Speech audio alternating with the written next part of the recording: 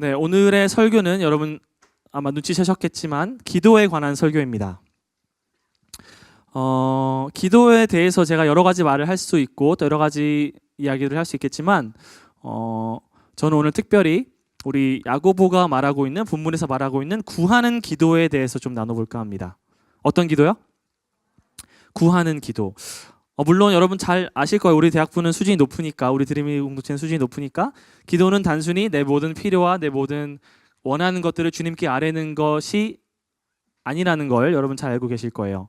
기도는 단순히 내가 원하는 내 위시리스트를 적어서 하나님께 드리고 마치 하나님이 무슨 밴딩머신 자판기인 것처럼 하나님 이거 주세요 저거 주세요 하는 게 아니라는 걸, 그 이상이라는 걸, 여러분들은 기도가 하나님과의 대화이고 하나님을 찬양하는 것이고 주님의 모든 사역과 주님의 모든 주께서 하시는 그 모든 일들에 우리가 마음으로 우리의 삶으로 동참하는 것이라는 걸 여러분들 잘 알고 계실 거예요. 하지만 그럼에도 불구하고 분명히 우리의 모든 필요를 주님께 아뢰고 우리가 필요로 하는 것들, 우리가 원하는 것들을 주님께 아뢰는 것 역시 기도의 일부분이긴 합니다.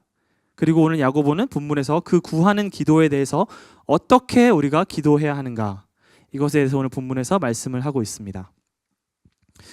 여러분, 제가 질문을 하나 해보겠습니다. 우리 드림이 공동체 여러분들은 평소에 얼마나 기도하십니까? 나 평소 하루에 한 1시간 정도 기도한다. 손 한번 들어보시겠어요? 손 드는 지체들이 있었어요. 아주 훌륭합니다. 나는 하루에 한 40분 이상은 기도한다. 손 한번 들어보시겠어요?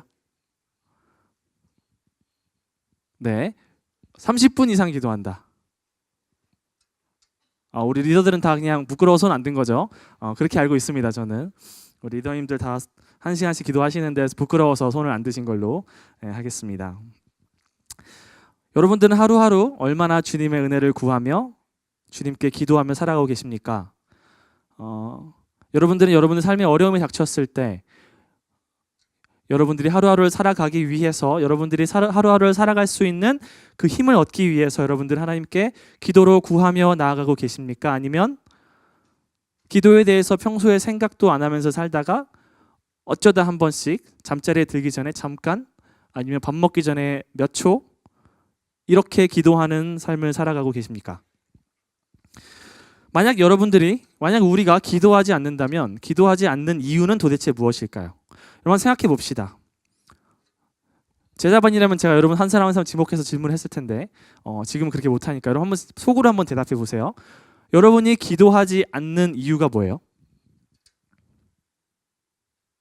자, 속으로 한번 대답을 해보세요. 내가 기도하지 않는 이유는 무엇일까? 제가 이것에 대해서 한번 생각을 해봤을 때 크게 한 3가지 정도의 이유를 찾아볼 수 있지 않을까라는 생각을 해봤어요. 먼저 첫 번째로 우리가 기도하지 않는 이유는 뭐가 있을까요? 간절히 원하는 게 없으니까 기도하지 않을 수도 있겠죠.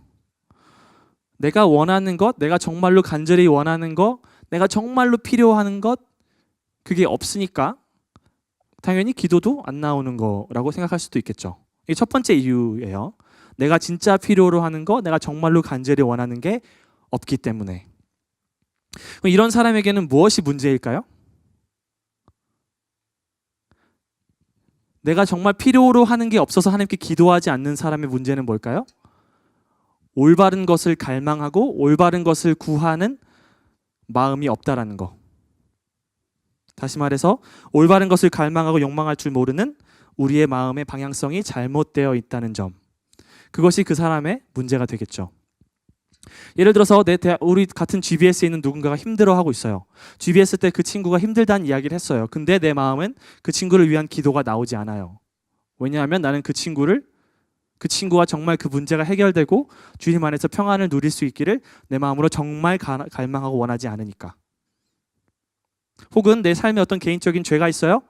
그 죄 때문에 나는 하나님께 나아가지를 못해요. 하나님께 멀어지는 삶을 살고 있어요.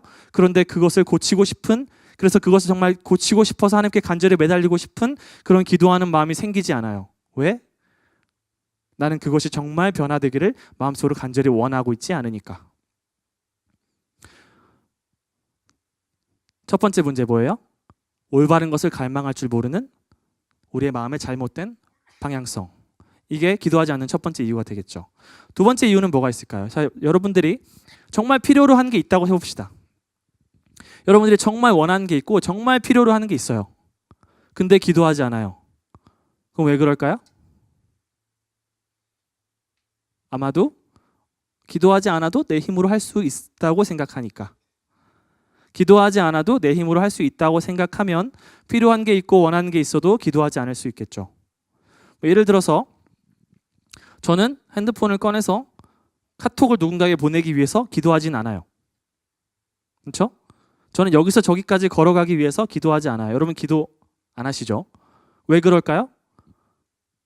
내가 내 힘으로 그것을 할 수 있다고 생각하니까. 혹시 예를 들어서 여러분 중에 만약 공부에 은사가 있는 분들이 있다면 공부에 은사가 있어서 정말 공부를 잘하시는 분들이 우리 대학부에 많은 걸로 알고 있는데 그런 분들은 좋은 점수를 받기 위해서 굳이 기도할 필요성을 못 느낄 수도 있겠죠. 왜냐하면 내가 평소에 열심히 공부해서 좋은 점수를 받아왔고 앞으로도 그렇게 할 수 있을 거란 자신감이 있으니까.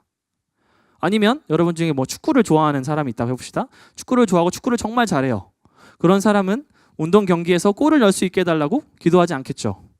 왜냐하면 내 운동신경에 내 축구 실력에 자신이 있고 항상 내 실력으로 골을 많이 넣어왔으니까. 자, 이런 마음으로 인해서 기도하지 않는 사람의 마음의 문제는 뭘까요? 하나님 없이도 내 스스로 내가 원하는 것을 얻어낼 수 있다라고 생각하는 교만한 마음. 이것이 그 사람의 마음의 문제가 되겠죠. 여러분 근데 성경은 뭐라고 말하고 있는지 아세요? 성경은 우리가 그를 힘입어 살고 움직이며 존재한다 이렇게 이야기하고 있어요. 사도행전 17장 28절 말씀인데 우리가 그를 힘입어 우리가 하나님을 힘입어 살기도 하고 움직이기도 하고 존재한다 이렇게 이야기하고 있어요. 그러니까 제가 카톡을 보내는 것마저도 하나님이 제 손가락에 건강을 주셨기 때문에 제가 카톡을 보낼 수 있는 거예요. 그렇죠?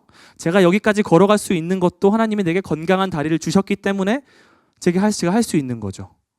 내가 할 수 있는 모든 것, 내게 주어진 그 모든 것들이 다 주님의 은혜라는 사실을 잊어버리고 마치 내 힘으로 내 능력으로 그것을 할 수 있다고 착각한다면 그래서 기도하지 않는다면 그 사람의 마음의 문제는 뭐예요? 내 힘으로 할 수 있다라는 착각, 바로 교만한 마음이 되겠죠. 자, 세 번째 이유.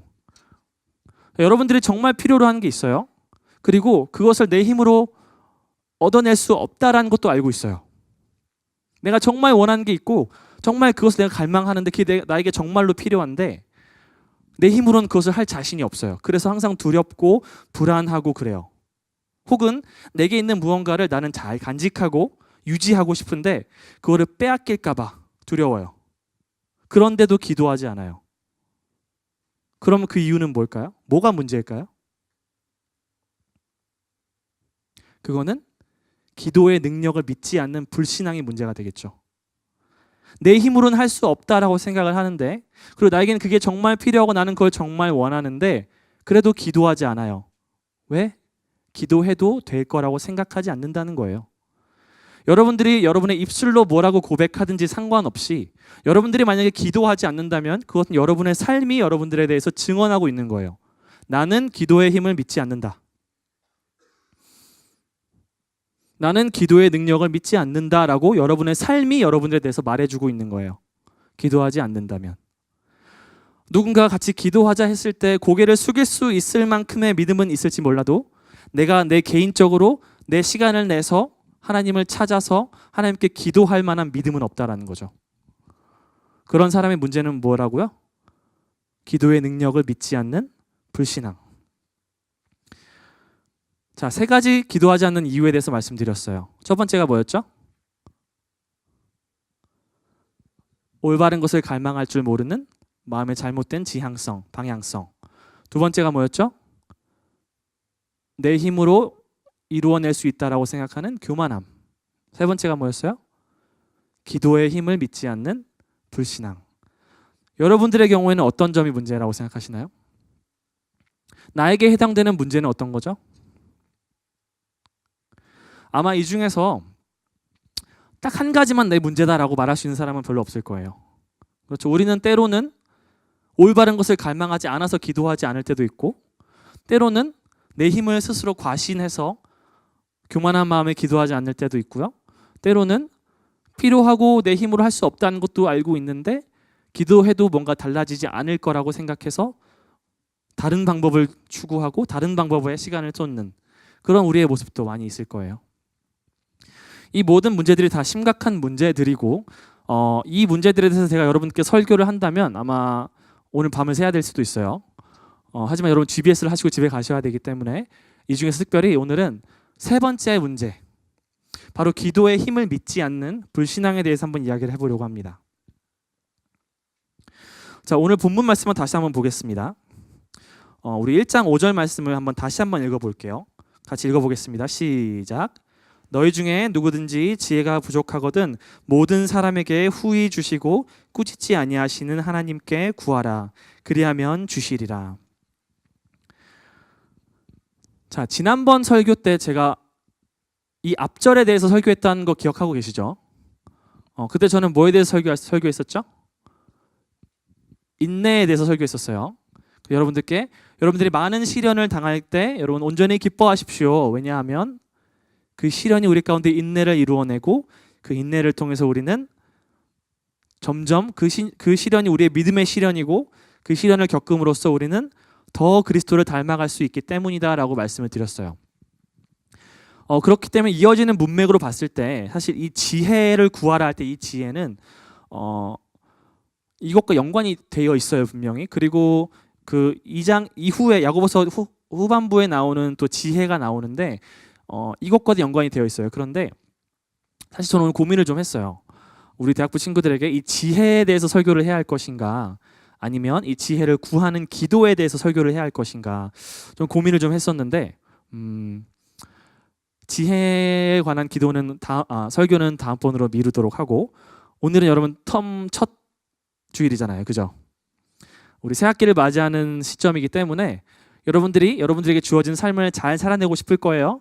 여러분들에게 맡겨진 사역도 잘 감당하고 싶을 거고, 그렇기 때문에 그 모든 것들을 은혜로 구할 수 있도록, 그 모든 것들을 잘 감당할 수 있도록 기도하는 법에 대해서 설교를 해야겠다라고 마음을 먹었어요. 분명히 문맥으로 봤을 때 여기서는 지혜에 관해서 기도하는 거고 인격과 관련된 부분이지만 야고보는 이 지혜를 구하는 것에 대해서 이야기를 하면서 기도 전반적으로 기도에 대해서 주제를 좀 더 발전시켜서 논의를 진행시켜 나갑니다. 그러면서 우리가 구할 때 어떻게 구해야 하는가, 어떻게 우리가 하나님께 기도해야 하는가에 대해서 이야기를 하고 있는데,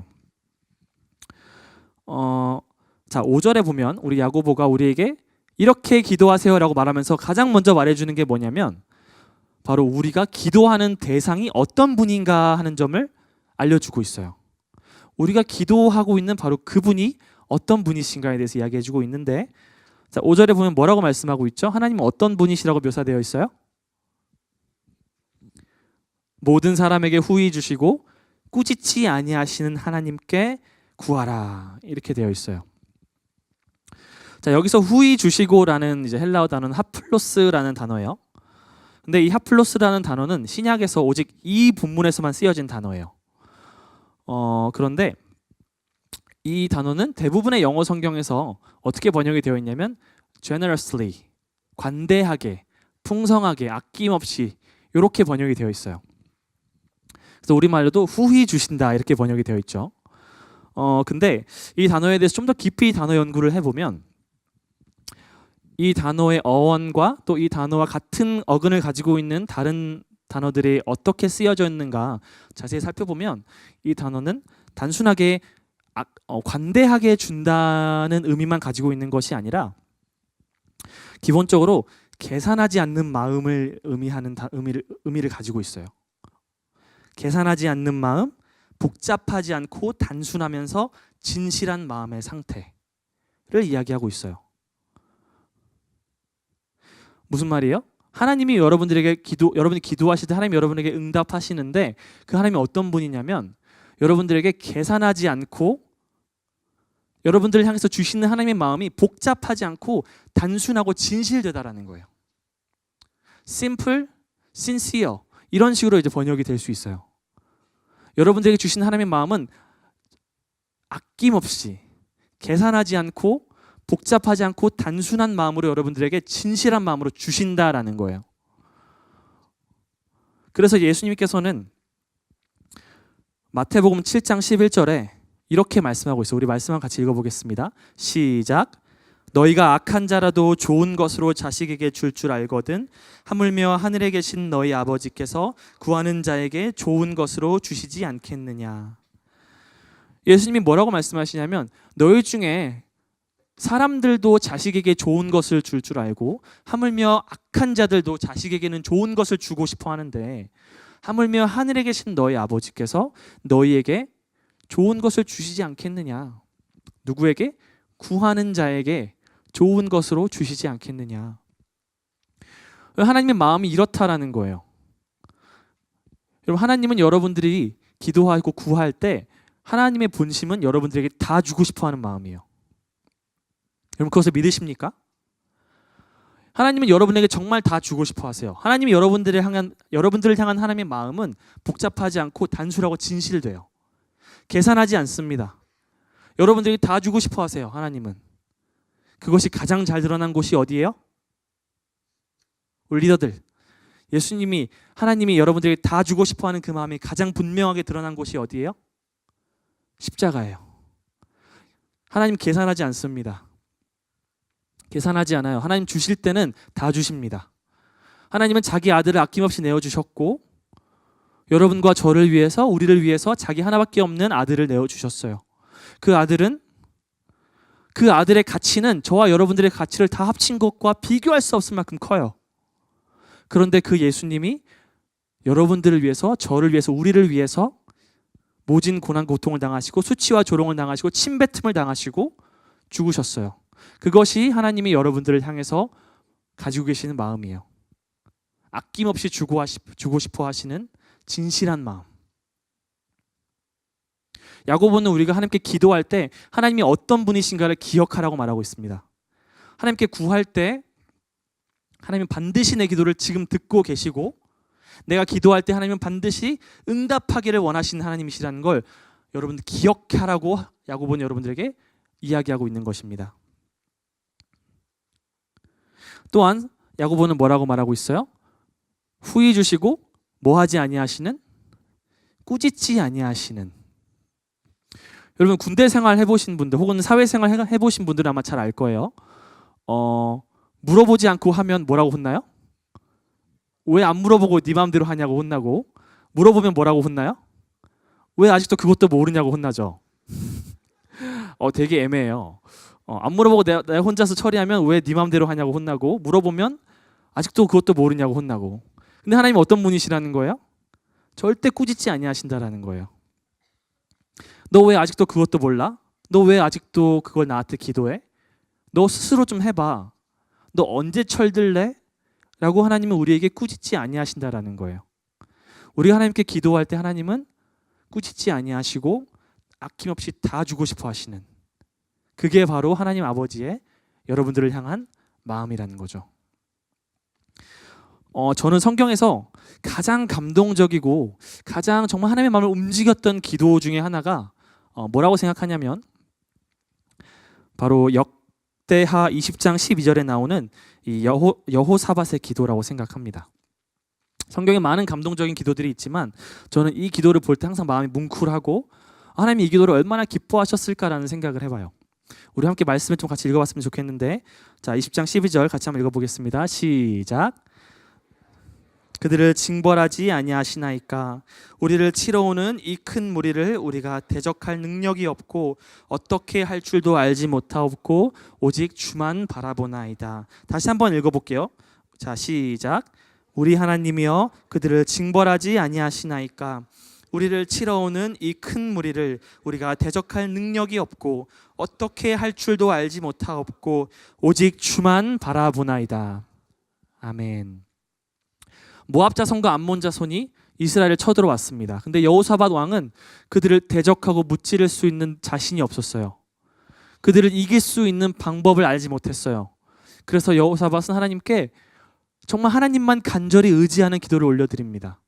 주님, 저는 이들을 대적할 능력도 없고 어떻게 해야 할지도 알지도 못합니다. 저는 오직 주만 바라봅니다. 이렇게 기도하니까 하나님이 뭐라고 응답하셨을까요? 자, 우리 말씀 20장 15절부터 17절 말씀을 같이 한번 읽어보도록 할게요. 같이 읽겠습니다. 시작. 너희는 이 큰 무리로 말미암아 두려워하거나 놀라지 말라. 이 전쟁은 너희에게 속한 것이 아니요 하나님께 속한 것이니라. 이 전쟁에는 너희가 싸울 것이 없나니. 자, 다음 절도 같이 띄워주세요. 그 전 말씀인데, 네, 제가 읽어드릴게요. 이 전쟁에는 너희가 싸울 것이 없나니 대열을 이루고 서서 너희와 함께한 여호와가 구원한 것을 보라. 유다와 예루살렘아, 너희는 두려워하지 말며 놀라지 말고 내일 그들을 맞서 나가라. 여호와가 너희와 함께하리라 하셨느니라. 하나님이 뭐라고 응답하신지 여러분 보셨죠? 하나님 마음이 느껴지시나요? 여호사밧이 정말 하나님만 의지하는 기도를 올려드렸어요. 그런데 하나님이 뭐라고 말씀하시냐면 두려워하거나 놀라지 말라. 이 전쟁은 너에게 속한 것이 아니라 나에게 속했다. 너희는 싸울 것도 없다. 대열을 이루고 내가 구원한 것을 보라.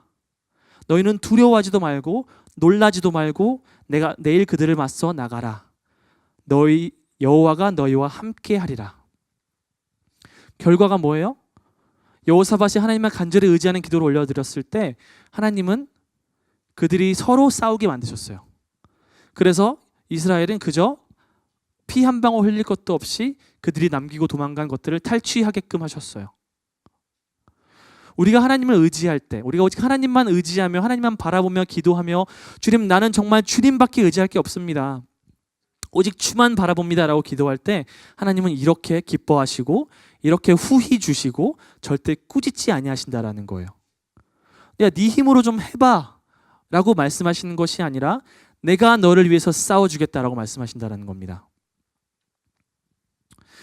다시 야고보서 본문으로 한번 돌아가 봅시다. 자, 우리가 하나님께 먼저 기도할 때 가장 먼저 기억해야 할 게 뭐라고 말씀드렸어요? 하나님이 어떤 분이신가를 기억해야 한다고 말씀드렸어요. 하나님이 어떤 분이세요? 후히 주시고 꾸짖지 아니하신 하나님. 우리에게 아낌없이 진실한 마음으로 계산하지 않는 마음으로 우리에게 다 주고 싶어 하시고 우리가 그를 의지할 때 우리를 꾸짖지 아니하시는 자비로우신 하나님이라고 우리가 살펴봤어요. 그렇다면 하나님이 이런 하나님이시라면 우리는 어떤 마음으로 하나님께 기도해야 할까요? 자, 6절부터 8절 우리 본문 말씀 야고보서 1장 6절부터 8절 말씀을 다시 한번 읽어보도록 할게요. 읽겠습니다. 시작. 오직 믿음으로 구하고 조금도 의심하지 말라. 의심하는 자는 마치 바람에 밀려 요동하는 바닷물결 같으니 이런 사람은 무엇이든지 주께 얻기를 생각하지 말라. 두 마음을 품어 모든 일에 정함이 없는 자로다. 오직 믿음으로 구하고 조금도 뭐 하지 말라? 의심하지 말라. 자, 여기서도 우리가 다시 한번 본문을 좀 자세히 살펴볼 필요가 있어요. 의심하다라는 단어는 헬라어로 디아크리노라는 단어인데 신약에서 이게 단어로 쓰여질 때는 기본적으로 이 단어는 어떤 기본적인 의미를 가지고 있냐면 차별하다, 구별하다의 의미를 가지고 있어요. 똑같은 단어가 예를 들어서 너희끼리 서로 차별하지 말라. 부한 자들과 가난한 자를 차별 대우하지 말라라고 할 때도 이 똑같은 디아크리노라는 단어가 쓰여졌고 또 음식을 구분할 때도 이 디아크리노라는 단어가 쓰여졌어요. 그러니까 기본적으로 이 단어 가지고 있는 기본적인 의미는 차별하다, 구별하다의 의미를 가지고 있는데 이 단어가 제기적인 용법으로 쓰여질 때는 그러니까 자기 자신을 향해서 쓰여질 때는 자기 자신에 대해서 내적으로 분열되다, 내적으로 갈라지다, 내적으로 흔들리고 두 가지 중에서 안정성을 갖지 못하고 흔들리는 상태를 가리키는 거예요. 이 본문에서 이 단어는 단순히 의심하는 정도의 내가 기도했을 때 하나님이 이 기도를 들어주실까 정도의 의심을 말한 것이 아니라 좀 더 깊이 나아가서 하나님을 향해서 나뉘어진 마음을 가지고 나아가는 상태를 말하고 있는 거예요. 그래서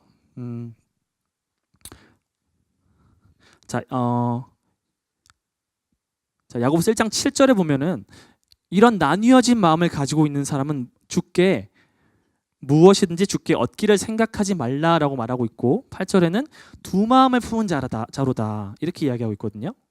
네, 여러분 야고보서 4장으로 한번 넘어가 보시면 자, 야고보서 4장 3절에 보면 뭐라고 나와 있는지 한번 읽어볼게요. 자, 같이 읽겠습니다. 시작. 구하여도 받지 못함은 정욕으로 쓰려고 잘못 구하기 때문이라. 8절도 한번 읽어볼게요.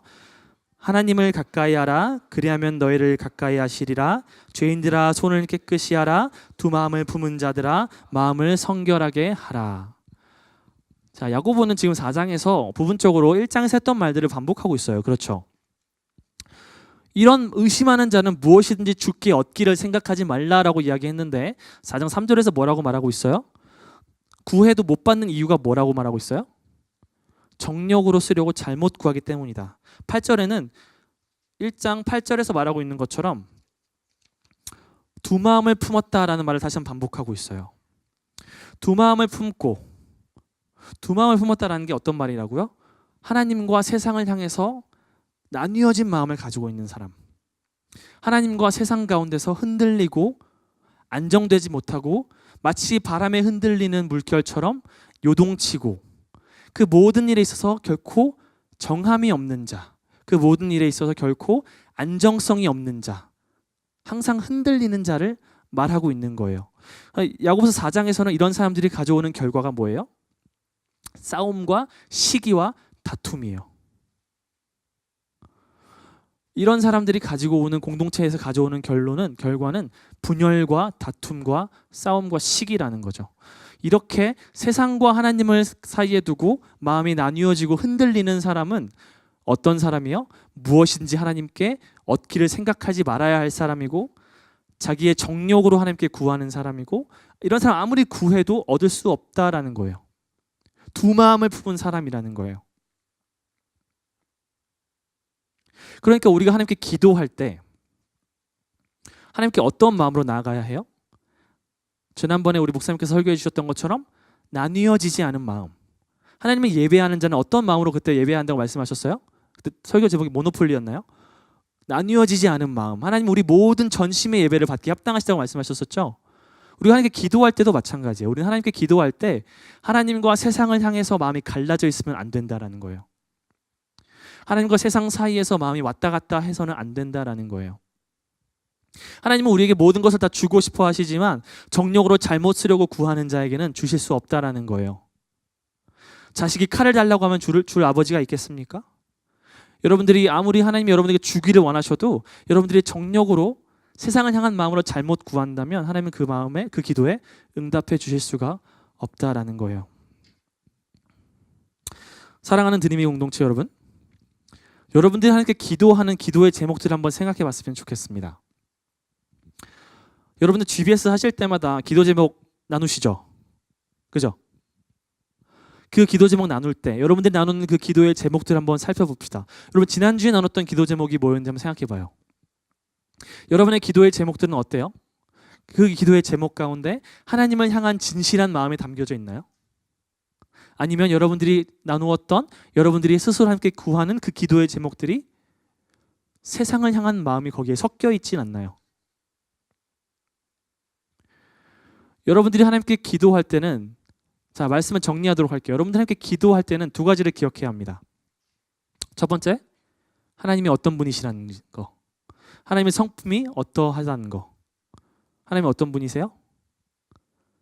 여러분들이 구하는 모든 것에 정말 자기의 모든 것을 내어주어서 들어주고 응답해주고 싶어 하시는 하나님이시라는 사실을 여러분 믿기를 축원합니다. 근데 여러분 우리가 두 번째 걸 기억해야 할 필요가 있어요.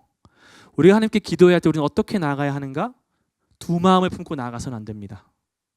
우리의 마음이 하나님과 세상 사이에서 흔들리고 갈팡질팡해서는 안 된다라는 거예요.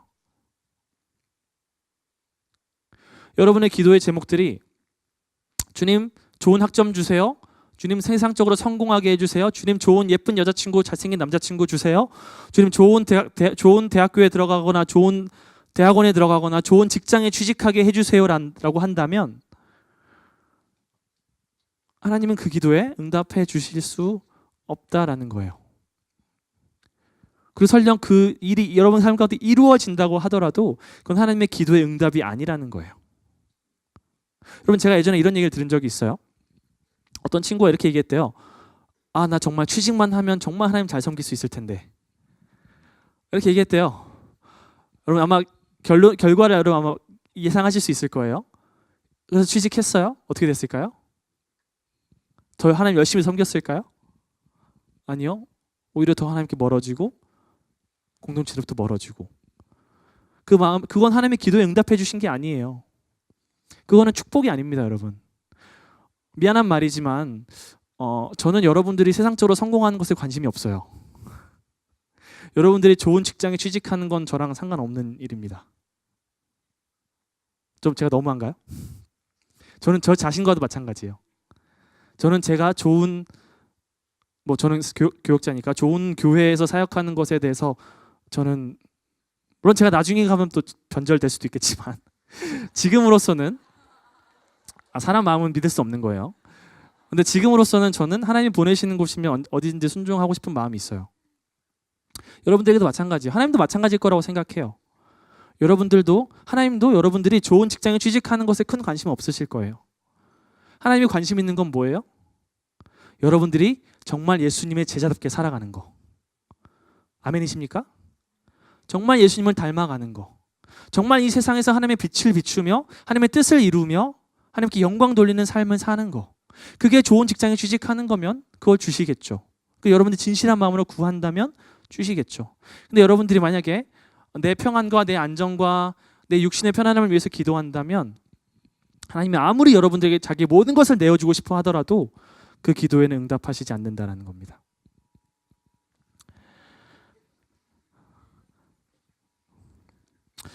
사랑하는 드림 공동체 여러분, 우리가 하나님께 나아갈 때 진실한 마음으로 나아갑시다. 하나님이 우리에게 진실한 마음으로 대하세요. 아까 제가 말씀드렸죠. 후히 주시는 하나님. 진실한 마음으로 여러분들에게 계산하지 않고 주시는 하나님께 우리도 마찬가지로 계산하지 말고 나아갑시다. 우리도 하나님께 진실한 마음으로 나아갑시다. 하나님이 우리에게 그러하듯이 우리 또한 하나님께 그렇게 나아갑시다. 그리고 여러분 기도의 능력을 확신하시길 바랍니다. 이번 새 텀 여러분에게 여러 가지 일들이 있을 거예요. 때로는 어려운 일이 있을 수도 있고 때로는 여러분 삶 가운데 마치 정말 모든 일들이 잘 풀려나갈 수도 있어요. 하지만 어떤 상황에서든지 여러분 하나님께 기도하시길 바랍니다. 아까 그 세 가지 이유, 올바른 것을 갈망하지 않는 사람이 아니라 여러분 올바른 것을 갈망하는 여러분 되시길 바랍니다. 그리고 내 힘으로 이룰 수 있다고 착각하지 않고 주님만 의지하는 드림이 되길 바랍니다. 그리고 우리에게 모든 것을 주기를 원하시는 그 하나님을 믿고 기도의 능력을 신뢰하며 하나님께 기도하며 나가는 여러분 되기를 간절히 바랍니다. 기도하겠습니다. 지금 이 시간 우리 주님께 간절히 기도합시다. 주님, 제가 주님께 기도하지 못했다면 어떤 이유이든지 간에 주님 방금 나눴던 그 세 가지 이유이든지 아니면 혹은 그 외에 다른 이유가 됐든지 간에 주님, 내가 주님께 기도하지 않았다면 주님 저를 용서하여 주옵소서. 주님, 제가 이번 새 학기 정말 주님께 간절히 기도하며 주님만 의지하며 나아가기 원합니다. 주님, 내 힘으로는 이것을 해낼 수 없고 나는 이것을 어떻게 처리해야 할지도 알지 못하고 오직 주만 바라봅니다. 주님, 우리가 이렇게 진실한 마음으로 주님께 기도할 수 있게 도와주시고 정말 하나님의 그 성품을 신뢰하며 우리에게 후히 주시고 꾸짖지 아니하시는 그 하나님의 성품을 신뢰하며 진실한 마음으로 주님께 나아가는 우리의 새 학기가 될 수 있게 우리를 기도의 자리로 인도하여 주시옵소서. 우리 주님께 간절히 기도하며 나갔으면 좋겠습니다. 기도합시다. 하나님 감사합니다. 하나님, 우리 역사하여 주시고 은혜 위에 은혜를 더하여 주시옵소서. 이 시간 한 가지 더 기도했으면 좋겠습니다. 오늘이 엑스이 신청 마지막 날입니다.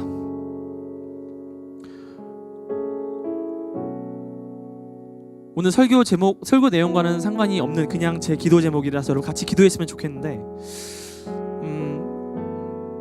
여러분 가운데 만약에 엑스이를 들을까 말까 하는 고민이 있는 지체들이 있다면 오늘 주님의 부르심에 응답하시기를 축원드립니다. 여러분, 우리에게 가장 필요한 것이 무엇인 줄 아십니까? 바로 복음입니다. 우리 가운데 가장 필요한 것은 복음을 깊이 아는 것이고 내 머리로만 복음을 아는 것이 아니라 복음을 통해서 하나님께서 우리에게 주시는 그 풍성한 생명을 누리며 살아가는 것이고 그 생명을 전하며 살아가는 삶입니다.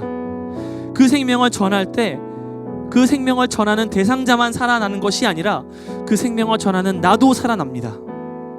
여러분, 이 가운데 우리 가운데 정말 이 전도의 열정이, 이 복음의 기름 부심이 계속해서 흘러가기를 원합니다.